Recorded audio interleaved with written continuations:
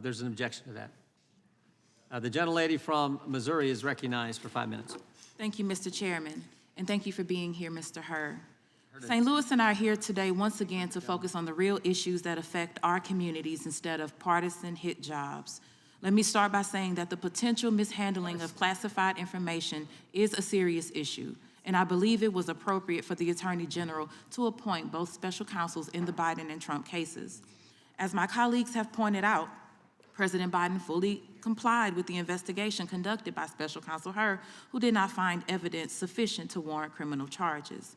Despite this outcome, Republicans have used the Special Counsel's report to further their longstanding efforts to re-elect the former white supremacist in chief, Donald Trump, who faces 40 criminal charges related to the mishandling of classified documents, including obstruction of justice. While President Biden returned all of the classified material and complied with the special counsel's investigation, let's remind ourselves what Donald Trump has said and done. He refused to turn over the classified documents in his possession to the National Archives. He is on tape sharing documents he said he could have declassified when he was president. He wrongly claimed in an interview that the Presidential Records Act allows him to do whatever he wants, and he was allowed to do everything he did. He also said on his right-wing social media platform, quote, "I'm allowed to do all of this." He continues to admit to his possession of these documents on the campaign trail. So this hearing is not a good faith oversight effort. It is just the latest in a long line of dysfunctional and destructive actions taken by this Republican majority. They don't care about responsible governance or making people's lives better. They don't have an affirmative agenda. They are throwing whatever they can at the wall and hoping it sticks, and they have zero credibility to talk about mental acuity when they support Donald Trump. The same Donald Trump who mixes up Joe Biden and Barack Obama and Nikki Haley and Nancy Pelosi. The same Donald Trump who incorrectly pronounced the words Venezuela, respected, and United States. The same Donald Trump who calls January 6 defendants hostages.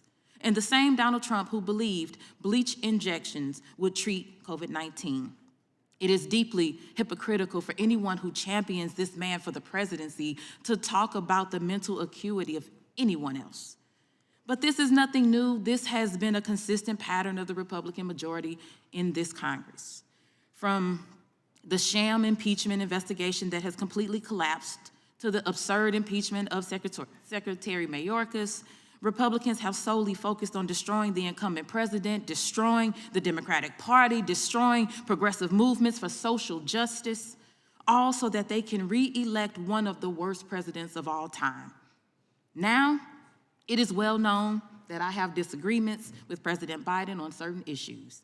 My concerns are rooted in the desire to resolve policy matters and help him take better positions that save more lives. That's not what Republicans are doing. That's not what these investigations and attacks are about. They are trying everything they can to turn back the clock on our rights and our freedoms, and we cannot take the bait. Let's focus on policy. Let's focus on substance. Let's focus on saving and improving the lives of our constituents, not misusing the precious time and resources of this committee, not being dishonest just because it serves our political interests. We are better than that, and our country deserves better than all of this. I will continue to reject these absurd distractions from the investments we need in the communities that we represent. Let's focus on that instead of this irresponsible and easily repudiated Republican clown show. Thank you, and I yield back.